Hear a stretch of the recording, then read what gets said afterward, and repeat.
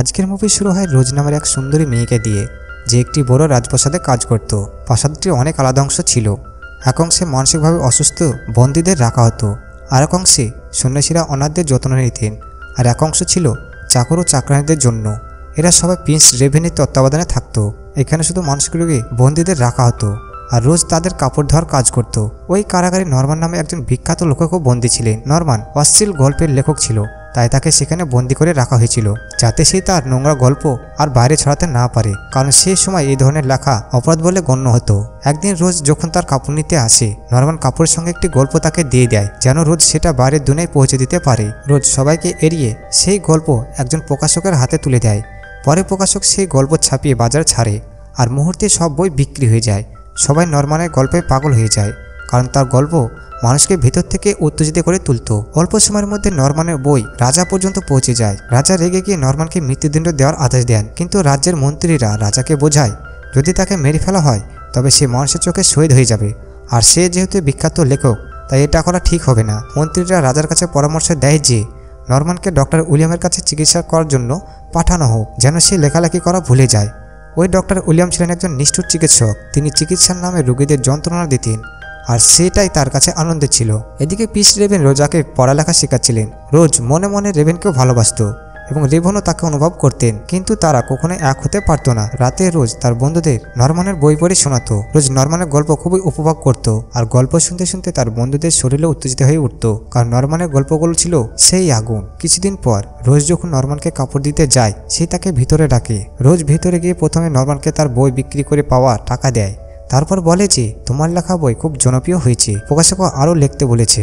এটা শুনে নরমান বলে, আমি আরও একটি গল্প লিখেছি, কিন্তু আমি সেটা তোমাকে তখনই দেব যখন তুমি প্রতিটি পেজের বদলে আমাকে একটি করে চুমু দেবে। রোজ যে কোনোভাবে নরমানের গল্প প্রকাশ করতে চেয়েছিল, তাই শর্ত মানতে রাজি হয়, কিন্তু নরমান চুমুর অজুহাতে তাকে উত্তেজিত করে তুলতে থাকে। এতে রোজ রেগে যায় এবং তাকে গল্প দিতে বলে। এরপর রোজ গল্পটা ছিনিয়ে নিয়ে নরমানকে খারাপ ভাষায় বকা দিতে থাকে। তাদের ঝগড়ার শব্দ রেভেনও শুনে ফেলে, তাই সে ভিতরে চলে আসে। রোজ তখন রেভেনের কাছ থেকে গল্পটা লুকিয়ে সেখান থেকে বেরিয়ে যায়। এবার রেভেন নরমানকে আবার লিখতে উৎসাহ দিতে থাকে। রেভেনের মনে হয়েছিল যে যদি নরমান নিজের শারীরিক কামনার কথা লিখে যায় তবে একসময় তার মন পরিষ্কার হয়ে যাবে, কিন্তু সে জানতো না যে নরমান শুধু লিখছেই না, তার বই গোপনও প্রকাশ হচ্ছে, আর এই কাজে তাকে সাহায্য করছে রোজ।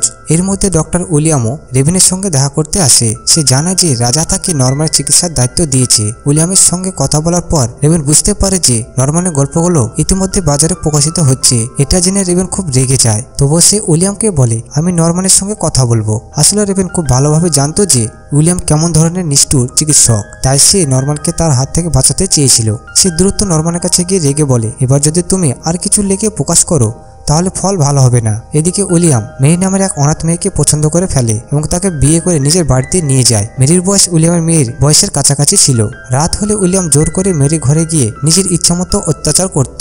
কিছুদিনের মধ্যে এই কথা আগুনের মতো ছড়িয়ে পড়ে। উইলিয়াম নিজের অর্ধেক বয়সী মেয়েকে বিয়ে করেছে। খবরটি নরমানের কানে পৌঁছে যায়। মেরির অবস্থা কথা কল্পনা করে নরমান একটি নাটক লিখতে শুরু করে, যেখানে অভিনয় করবে তার পাগলবন্দীরা। সবাই মিলে জোরে সোরে নাটকের প্রস্তুতি নেয়। নাটক দেখার জন্য বহু মানুষকে আমন্ত্রণ জানানো হয়। দর্শকদের মধ্যে উইলিয়ামও মেরিকে সঙ্গে করে আনে। মঞ্চে যখন উইলিয়াম ও মেরির গল্প দেখানো শুরু হয় তখন উইলিয়াম রেগে যায়, কিন্তু মেরি এইসব দেখে বরং আনন্দ পাচ্ছিল। নাটকে দেখানো হচ্ছিল যে বড় উইলিয়াম কিভাবে মেরির ঘরে গিয়ে জোর করে তাকে শারীরিক নির্যাতন করে, আর এইসব নাটক দেখে সবাই আনন্দ পাচ্ছিল। এদিকে রোজ পর্দার আড়াল থেকে সবকিছু দেখছিল। ঠিক তখনই এক পাগলা বন্দী তাকে জাপটে ধরে, কারণ নরমানের নাটক দেখে তার শারীরিক লালসা জেগে উঠেছিল। রোজ নিজেকে বাঁচানোর জন্য গরম লোহা তার মুখে চেপে ধরে। এরপর এই ঘটনার কথা সবাই জানতে পারে। এইসব দেখে উইলিয়াম রেভেনের উপর রেগে যায়, কারণ তার মতে এই সবকিছু নরমানের লেখার কারণেই হয়েছে। রেভেন তখন নরমানের কাছে গিয়ে তার লেখা কলম সবকিছু ছিনিয়ে নেয়। কিছুদিন পর নরমানের স্ত্রী লেভা তাকে দেখতে আসে। নরমান বহুদিন কিছু না লিখে রেগে গিয়েছিল, আর সেই রাগ তার নিজের স্ত্রীর উপর ঝাড়তে থাকে। নরমানের আচরণে লিবিয়া খুব কষ্ট পায়, তাই সে উইলিয়ামের কাছে গিয়ে নরমানের চিকিৎসা করতে বলে। নরমানের চিকিৎসা করতে অনেক টাকা লাগবে, তাই নরমানের বই বিক্রি করে যে আয় হয়েছিল লিবিয়া সেই সব টাকা উইলিয়ামকে দিয়ে দেয়, যেন সে তার স্বামীকে সুস্থ করতে পারে। এদিকে নরমান নতুনভাবে লেখার উপায় খুঁজতে থাকে। তাকে যখন খাবার হিসেবে মুরগির মাংস আর ওয়াইন দেওয়া হয়, সে মুরগির হাড়কে কলম আর ওয়াইনকে কালি বানিয়ে নেয়। কাগজে ছিল না, তাই সে পুরো গল্পটা নিজের চাদরে লিখে ফেলে। পরের দিন সেই চাদর রোজের হাতে পৌঁছে যায়। রোজ চাদরে লেখা পুরো গল্প কাগজে কপি করতে শুরু করে। রোজ তার অন্ধ মায়ের সঙ্গে থাকতো। রোজ মাকে নরমানের গল্প পড়ে শোনায়, আর তার মা গল্প শুনে খুব খুশি হয়। অল্প সময় এই গল্পটা প্রকাশ হয়ে যায়। খবরটা রেভেনের কাছে পৌঁছালে সে নরম্যানের ঘর থেকে সবকিছু সরিয়ে ফেলার নির্দেশ দেয়, যাতে সে চাইলেও নরম্যান আর কিছু লিখতে না পারে। আসলে রেভেন এটা করছিল নরম্যানকে নিষ্ঠুর উইলিয়ামের চিকিৎসা থেকে বাঁচানোর জন্য, কিন্তু নরম্যান রেভেনের উদ্দেশ্য বুঝতেই পারছিল না। এত বাধা সত্ত্বেও নরম্যান লেখার নেশা কমেনি। এবার সে নিজের রক্ত দিয়ে নিজের পোশাকে পুরো গল্প লিখে ফেলে। রোজ নরম্যানের এই পাগলামি দেখে খুব খুশি হয় আর আনন্দে তাকে চুমু দিতে থাকে।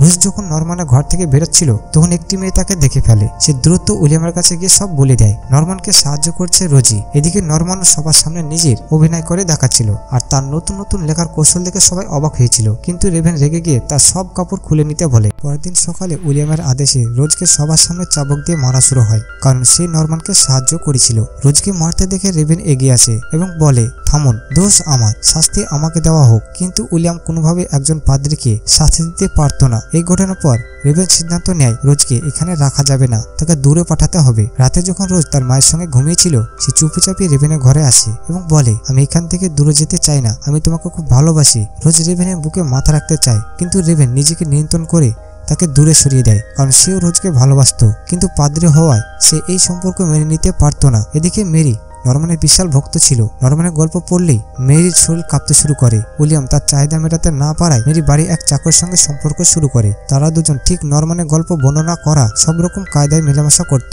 একদিন উইলিয়াম বাড়িতে ছিল না, তখন মেরি একটি চিঠি লিখে চাকরটিকে নিয়ে পালিয়ে যায়। উইলিয়াম ফিরে এসে মেরির খাটে নরম্যানের বই দেখে। এতে সে আবার নরম্যানকে দায়ী করে। এদিকে রোজ নরম্যানকে জানায়, রেভেন আমাকে এখান থেকে দূরে পাঠিয়ে দেবে, তা যাওয়ার আগে তোমার আরেকটা গল্প শুনতে চাই। নরম্যান লিখতে চাইলেও তার কাছে কিছুই ছিল না। তখন তারা একটা পরিকল্পনা করে। পরিকল্পনা অনুযায়ী নরম্যান নিজের পাশের কামরায় পাগলটিকে গল্প শোনায়, সে পরে পাগলকে শোনায়। এইভাবে গল্প একের পর এক ছড়িয়ে রোজের কাছে পৌঁছে যায়। রোজ তার ঘরে বসে তার কাগজে লিখে নিতে থাকে, কিন্তু গল্প আগুনে বর্ণনা আসতেই এক পাগল নিজের ঘরে আগুন লাগিয়ে দেয়। এরপর পুরো জায়গায় আগুন ছড়িয়ে পড়ে, সবাই দৌড়ে পালাতে শুরু করে। এই সুযোগে সেই একই পাগল যে আগে রোজকে আক্রমণ করেছিল আবার তাকে ধরে ফেলে। এবার সে রোজের ওপর চরম নির্যাতন চালাতে থাকে। রোজের চিৎকার উইলিয়াম শুনতে পেয়েছিল, কিন্তু সে কিছুই করেনি। কিন্তু রেভেন রোজের চিৎকার শুনে ছুটে আসে, কিন্তু ততক্ষণে দেরি হয়ে গেছে। রোজ মারা গেছে। রোজের মৃত্যুর জন্য রেভেন নরম্যানকে দায়ী করে। রাগামাতা সে নরম্যানের জিভা কেটে ফেলে। নরম্যান ছটফট করতে করতে মারা যায়। 1 বছর পর পুরো পাগলখানা এখন উইলিয়াম চালাচ্ছিল।